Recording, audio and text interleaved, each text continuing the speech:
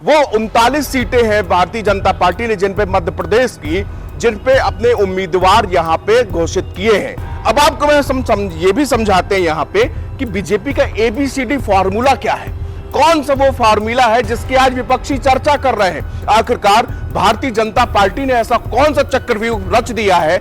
नमस्कार, नवभारत टाइम्स में आपका बहुत बहुत स्वागत है, अभिनंदन है। आपके साथ मैं हूं विनीत त्रिपाठी।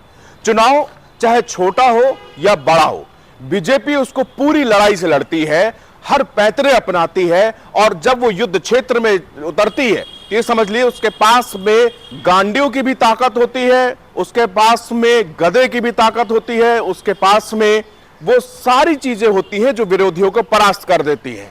आप सोच रहे होंगे कि आखिरकार ऐसा क्या है भारतीय जनता पार्टी के अंदर। तो मैं आपको बता दूं कि इसके जो पंचायत के चुनाव हो चाहे पार्षदी के चुनाव हो, इसकी रूपरेखा अगर तय करता है तो आलाकमान तय करता है, रणनीति बनती है तो आलाकमान से बनती है। 16 अगस्त को बीजेपी के राष्ट्रीय अध्यक्ष जेपी नड्डा, प्रधानमंत्री नरेंद्र मोदी के साथ में एक चुनावी समिति की बैठक होती है।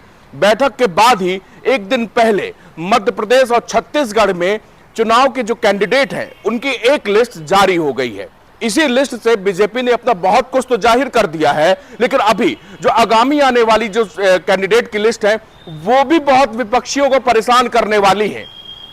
बीजेपी ने अपनी मध्य प्रदेश में जो 39 सीटें निकाली है वो दरअसल वो सीटें हैं जहां पर वो सबसे कमजोर है। अब आप देखिए, रणनीति का एक हिस्सा यहां से समझिए आप, भारतीय जनता पार्टी ने जिन सीटों को निकाला है वो सीट उम्मीदवार बेहद कमजोर है। तो ऐसे में जो है बीजेपी उनको ज्यादा से ज्यादा समय देना चाहती है कि वो कैंडिडेट अपनी तैयारी अच्छे से कर लें।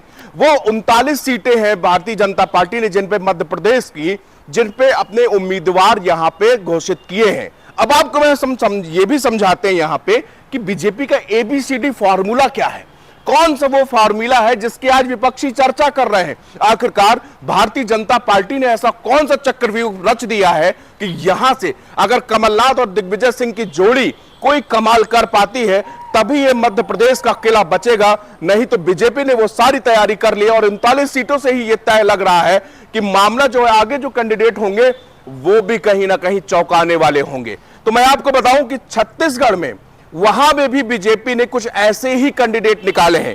वहां पे 21 कैंडिडेटों की लिस्ट अभी जारी हुई है।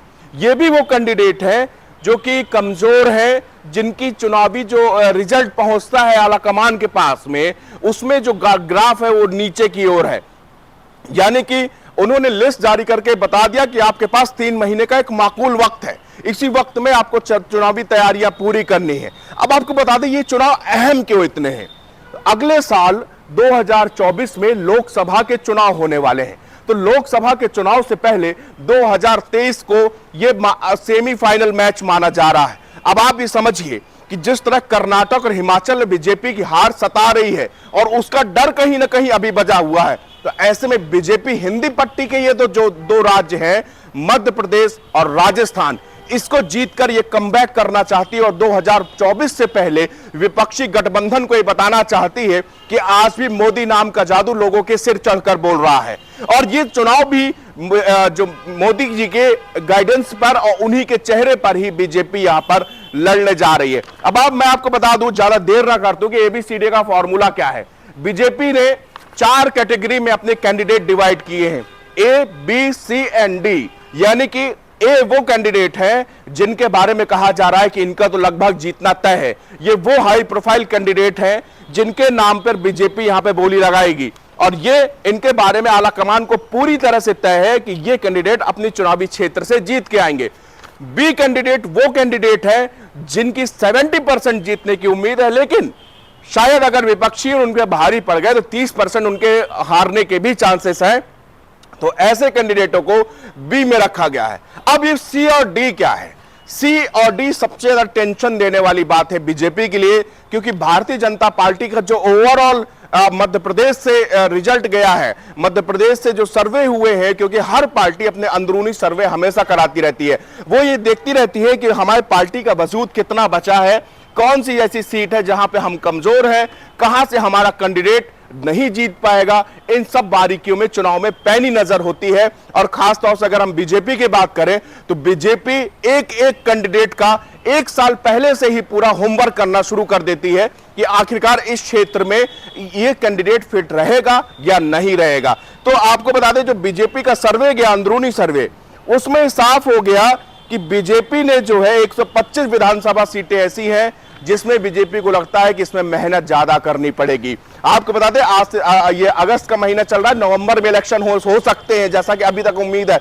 लेकिन एक कयास ये भी लगाए जा रहे हैं कि इतनी जल्दी बीजेपी कभी भी कैंडिडेट की लिस्ट आज तक जारी नहीं करता है। बीजेपी ने जिस तरह ये कैंडिडेट लिस्ट जारी की है तो बीजेपी खेमों में हड़कंप मचा हुआ है। उनको लग रहा कि ऐसा तो नहीं कहीं इलेक्शन जो है जल्दी करा दिए जाए, क्योंकि यहां पर बीजेपी ने आज तक इतिहास उठा के देखिए आप, बहुत सबसे लास्ट में बीजेपी की लिस्ट आती थी जब सभी पार्टियों की आती है। लेकिन इस बार केवल बहुजन समाज पार्टी की ऐसी लिस्ट है जो पहले आई है, लेकिन इसके बाद बीजेपी ने अपनी 39 एमपी में वो सीटें यहां पर जारी कर दी हैं।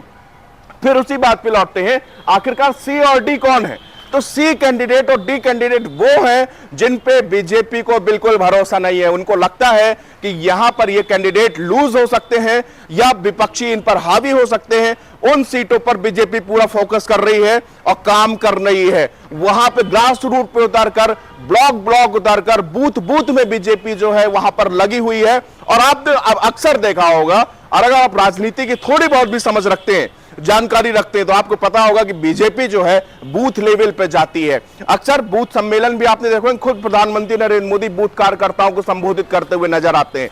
तो ये एक बात है कि बीजेपी कितना ग्राउंड में होकर, कितना जो है नीचे जाकर वो चुनाव लड़ती है। वो उम्मीदवार के आखिरी उम्मीदवार तक पहुंचना चाहती है, भले ही इलेक्शन में नतीजे कुछ भी हो, लेकिन जो तैयारी यहां पर बीजेपी की होती है वो बिल्कुल सॉलिड रहती है। और उसी सॉलिड का नतीजा है कि इन पहले से ही कैंडिडेट को 4 भागों में उन्होंने बांट दिया है, ए बी सी डी। यानी एक वो जो कि पूरी तरह से इन पे दांव लगाया जा सकता है, ये कैंडिडेट जीतेगा। बी मैक्सिमम परसेंटेज है कि वो जीत कर आएगा। सी वो है जो कमजोर है, जिनके 50-50 चांसेस है, वो हार भी सकते हैं जीत से। लेकिन डी वो है जो कतई चुनाव नहीं जीत सकते, लेकिन उनको बहुत मेहनत करने की आवश्यकता है। तो जो सी और डी है, बीजेपी का सारा फोकस इन्हीं सी और डी में है। इसके साथ साथ मैं आपको यह भी बताता चलूं कि मध्य प्रदेश के चुनाव से हम कुछ कहानियां लेकर के नव भारत टाइम्स आपके साथ लेके आएगा। इसमें हम आपको बताएंगे कि आने वाली सीटें या वो कौन से मध्य प्रदेश का ऐतिहासिक इतिहास है, उसकी भी हम चर्चा करेंगे। राजनीति के इतिहास के बारे में हम बताएंगे। तो नव भारत टाइम्स का साथ देना मत छोड़िएगा, बने रहिएगा हमारे साथ। हम आपके लिए एक से बढ़कर एक मध्य प्रदेश की राजनीति और सियासत से जुड़ी खबरें यहां पर लेके आएंगे। तब तक के लिए नमस्कार।